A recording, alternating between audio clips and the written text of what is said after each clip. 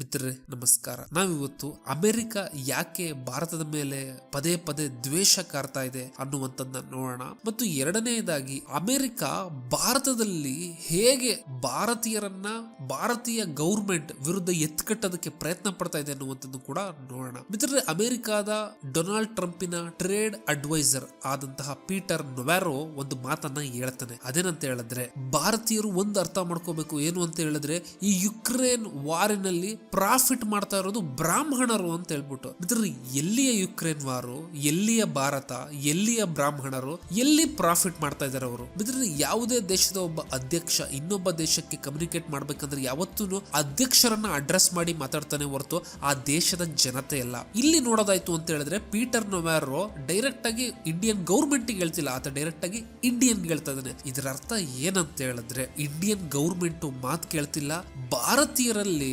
ಒಡಕುಂಟು ಮಾಡಿ ಅವರನ್ನೇ ಅವರ ಗೌರ್ಮೆಂಟ್ ವಿರುದ್ಧ ಎತ್ಕಟ್ಟಬೇಕು ಅನ್ನುವಂಥದ್ದು ಇವರ ಮುಖ್ಯ ಉದ್ದೇಶ. ಮಿತ್ರರೇ, ನೀವು ಮೊದಲನೇದಾಗಿ ನೋಡ್ತು ಅಂತ ಹೇಳಿದ್ರೆ, ಯಾವಾಗ್ಲೂ ಅಮೆರಿಕ ಒಂದು ದೇಶದಲ್ಲಿ ಈ ತಂಟೆ ತಕರಾರು ತೆಗಿಬೇಕಂತ ಹೇಳಿದ್ರೆ ಅಲ್ಲಿರುವಂತಹ ಒಂದು ಭೇದಗಳು ಏನಿದಾವೆ ಅದನ್ನ ಉಪಯೋಗಿಸ್ಕೊಂಡು ಮಾಡ್ತಾರೆ. ಮೊದಲು ಅಮೆರಿಕ ಏನ್ ಮಾಡ್ತು, ಈ ಕ್ಲಾಸ್ ಕಾನ್ಫ್ಲಿಕ್ಟ್ ಅಂತಾರಲ್ಲ, ಈ ಬಡವರನ್ನ ಶ್ರೀಮಂತರ ವಿರುದ್ಧ ಎತ್ಕೊಟ್ಟೋದು, ಅದನ್ನ ಟ್ರೈ ಮಾಡ್ತು. ಹೇಗೆ ಟ್ರೈ ಮಾಡ್ತು ಅಂತ ಹೇಳಿದ್ರೆ, ಭಾರತದಲ್ಲಿ ಶ್ರೀಮಂತ ವ್ಯಕ್ತಿಗಳು ಯಾರು ಅಂತ ಹೇಳಿದ್ರೆ ಅಂಬಾನಿ, ಅದಾನಿ, ಇವ್ರುಗಳನ್ನ ಟಾರ್ಗೆಟ್ ಮಾಡೋದಕ್ಕೆ ಸ್ಟಾರ್ಟ್ ಮಾಡ್ತು. ಈ ಟಾರ್ಗೆಟ್ ಎಷ್ಟರ ಮಟ್ಟಿಗೆ ಹೋಯ್ತು ಅಂತ ಹೇಳಿದ್ರೆ, ಅದಾನಿಯನ್ನ ಹಿಂಡೆನ್ಬರ್ಗ್ ಈ ಒಂದಿಷ್ಟು ಕೇಸ್ಗಳಲ್ಲಿ ಕರಪ್ಷನ್ ಅಂತ ಹೇಳ್ಬಿಟ್ಟು ಡಿಫೇಮ್ ಮಾಡಕ್ ಟ್ರೈ ಮಾಡಿದ್ರು. ಮತ್ತು ಅಮೆರಿಕದಲ್ಲಿ ಅದಾನಿಯ ಒಂದು ಮೈನಿಂಗ್ ಪ್ಲಾಂಟ್ಸ್ ಗಳೇನಿದಾವೆ ಅದರ ವಿರುದ್ಧ ಎನ್ವಿರಾನ್ಮೆಂಟಿಸ್ಟ್ ಗಳು ಪ್ರೊಟೆಸ್ಟ್ ಮಾಡೋ ಹಾಗೆ ಮಾಡ್ತು. ಮತ್ತು ಅದು ಅಲ್ಲದೆ ಅಂಬಾನಿಯ ಜಾಮ್ನಗರ್ ಆಯಿಲ್ ರಿಫೈನರಿನ ಅವರು ಟಾರ್ಗೆಟ್ ಮಾಡಕ್ಕೆ ಟ್ರೈ ಮಾಡಿದ್ರು. ಅಂತೂ ಎಷ್ಟರ ಮಟ್ಟಿಗೆ ಹೋಯ್ತು ಅಂತ ಹೇಳಿದ್ರೆ, ಈ ಪಾಕಿಸ್ತಾನದ ಜನರಲ್ ಇದನ್ನಲ್ಲ ಆಸಿಫ್ ಮುನೀರ್, ಆತ ಸ್ಟ್ರೈಟ್ ಆಗಿ ಜಾಮ್ನಗರ್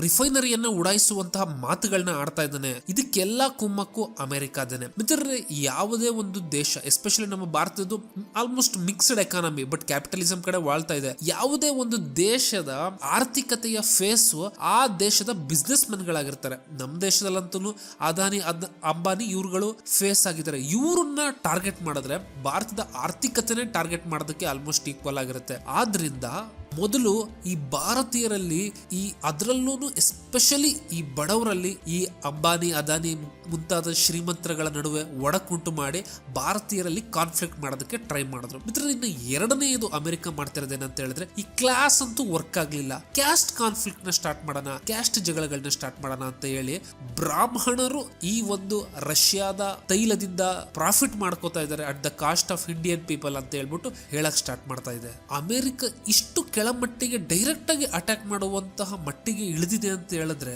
ಭಾರತೀಯ ಗೌರ್ಮೆಂಟ್ ಎಷ್ಟರ ಮಟ್ಟಿಗೆ ಅಮೆರಿಕದ ನಿದ್ದೆ ಕೆಡಿಸಿದೆ ಅನ್ನುವಂಥದ್ದು ನಮ್ಗೆ ಅರ್ಥ ಆಗುತ್ತೆ. ಯಾಕೆ ಅಂತ ಹೇಳಿದ್ರೆ, ಯೂಶಲ್ ಆಗಿ ಇಂಥ ಕೆಲಸಗಳು ಒಡೆಯೋದೆಲ್ಲದನ್ನು ಹೇಗೆ ಮಾಡ್ತಾರೆ ಅಂತ ಹೇಳಿದ್ರೆ ಕೋವರ್ಟ್ ಆಪರೇಷನ್ ಗಳಿಂದ ಮಾಡ್ತಾರೆ. ಅಥವಾ ಆ ದೇಶದಲ್ಲಿ ಒಂದು ಗೌರ್ಮೆಂಟ್ ಗೆ ಅಪೋಸಿಷನ್ ಏನಿದೆ, ಯಾವ ಜಾಗಗಳಿದಾವೆ ಅಥವಾ ಫಾಲ್ಟ್ ಲೈನ್ ಗಳೇನಿರ್ತವೆ ಅವಕ್ಕೆ ಸ್ಪೆಂಡ್ ಮಾಡಿ ದುಡ್ಡು ಕೊಟ್ಟು ಹೊಡಿತಾರೆ ಹೊರತು ಈಗ ಡೈರೆಕ್ಟ್ ಆಗಿ ಮಾತಾಡೋದಿಲ್ಲ. ಬಟ್ ಅಟ್ ದ ಪ್ರೆಸೆಂಟ್ ಇಷ್ಟು ಡೈರೆಕ್ಟ್ ಆಗಿ ಮಾತಾಡ್ತವ್ರೆ ಅಂತ ಹೇಳಿದ್ರೆ ಅಮೆರಿಕದ ಡೆಸ್ಪಿರೇಷನ್ ಎಷ್ಟಿದೆ, ಭಾರತವನ್ನ ಕಟ್ ಹಾಕ್ಬೇಕು ಅನ್ನೋದು ತೋರಿಸುತ್ತೆ. ಯಾಕೆ ಅಂತ ಹೇಳಿದ್ರೆ, ಇಂಡಿಯನ್ ಲೀಡರ್ಶಿಪ್ ಅಮೆರಿಕದ ಅಧ್ಯಕ್ಷರ ಮಾತು ಕೇಳ್ತಿಲ್ಲ ಅನ್ನುವಂಥದ್ದೇ ಅವ್ರಿಗೆ ಆಗ್ತಾ ಇರುವಂತಹ ನೋವು. ಮಿತ್ರರೇ, ಈ ಎಲ್ಲಾ ಅಮೆರಿಕದ ನೋವುಗಳಿಗೂ ಮೂಲ ಇರುವಂತದ್ದೇನೆ 2020ರಲ್ಲಿ. ಯಾಕೆ ಅಂತ ಹೇಳಿದ್ರೆ, ರಷ್ಯನ್ ಕಾನ್ಫ್ಲಿಕ್ಟ್ ಸ್ಟಾರ್ಟ್ ಆದಾಗ ಇಂಡಿಯಾ ತಲೆ ಕೆಡಿಸ್ಕೊಳ್ದಲೆ ಆಯಿಲ್ ನ ಕಂಟಿನ್ಯೂಸ್ ಆಗಿ ಬೈ ಮಾಡ್ತಿತ್ತು. USA ಬೇಡ ಆದ್ರೂ ಕೂಡ ಬೈ ಮಾಡ್ತಿತ್ತು. ಆಮೇಲೆ USA ನೀವು ಓಕೆ ಮಾಡಿ ಅಂದ್ರು. ಅದಾದ್ಮೇಲೆ ಭಾರತದ ರಾಜತಾಂತ್ರಿಕತೆಯ ಒಂದು ಸಾರ್ವಭೌಮತ್ವ ಏನಿದೆ, ಅಂದ್ರೆ ಯಾರ ಮಾತು ಕೇಳದಲೆ ಭಾರತದ ಇಂಟ್ರೆಸ್ಟ್ ನಲ್ಲಿ ಕೆಲಸ ಮಾಡುವಂತಹ ಒಂದು ಮನಸ್ಥಿತಿ ಭಾರತದಿದೆಯಲ್ಲ, ಅದೇ ಅಮೆರಿಕಕ್ಕೆ ಸಹಿಸ್ಕೊಳಕ್ ಆಗ್ತಿಲ್ಲ. ಅದು ಅಲ್ಲದೆ ಇತ್ತೀಚೆಗೆ ಭಾರತ ಟ್ರೇಡ್ ಡೀಲ್ ಗೆ ಸೈನ್ ಹಾಕ್ಲಿಲ್ಲ ಅನ್ನುವಂಥದ್ದು, ಮತ್ತು ಅಮೆರಿಕದ ಪ್ರಾಡಕ್ಟ್ ಗಳು ಭಾರತದ ಮಾರ್ಕೆಟಿಗೆ ಬರಲಿಲ್ಲ ಅನ್ನುವಂಥದ್ದು. ಇನ್ನು ಎರಡನೆಯದಾಗಿ ಹೇಳ್ಬೇಕಂತ ಹೇಳಿದ್ರೆ, ಅಮೆರಿಕದ ಅಧ್ಯಕ್ಷ ಡೊನಾಲ್ಡ್ ಟ್ರಂಪಿನ ಒಂದು ನೋಬೆಲ್ ಪ್ರಶಸ್ತಿ ಆಸೆಗೆ ಮಣ್ಣೆರ್ಚಿದ್ದು, ಮತ್ತು ಪದೇ ಪದೇ ನಮ್ಮ ಅಮೆರಿಕದ F-35 ತಗೊಳ್ಳಿ ಅಂತ ಅಮೆರಿಕ ಎಷ್ಟೇ ಗೋಗರದ್ರೂ ಭಾರತ F-35 ತಗೊಳ್ಳದೇ ಇದ್ದಿದ್ದು, ಈ ಎಲ್ಲಾ ನೋವುಗಳನ್ನು ಅಮೆರಿಕ ಈ ರೀತಿ ಸೇಡಾಗಿ ತೀರಿಸ್ಕೊತಾ ಇದೆ. ಮಿತ್ರರೇ, ಇದಿಷ್ಟು ಅಮೆರಿಕದ ನೋವಿಗೆ ಮತ್ತು ಸಿಟ್ಟಿಗೆ ಕಾರಣವಾಗಿರುವಂತದ್ದು. ಈ ವಿಡಿಯೋ ನಿಮ್ಗೆ ಇಷ್ಟ ಆಯ್ತು ಅಂತ ಹೇಳಿದ್ರೆ ಲೈಕ್, ಶೇರ್ ಮತ್ತು ಸಬ್ಸ್ಕ್ರೈಬ್ ಮಾಡಿ.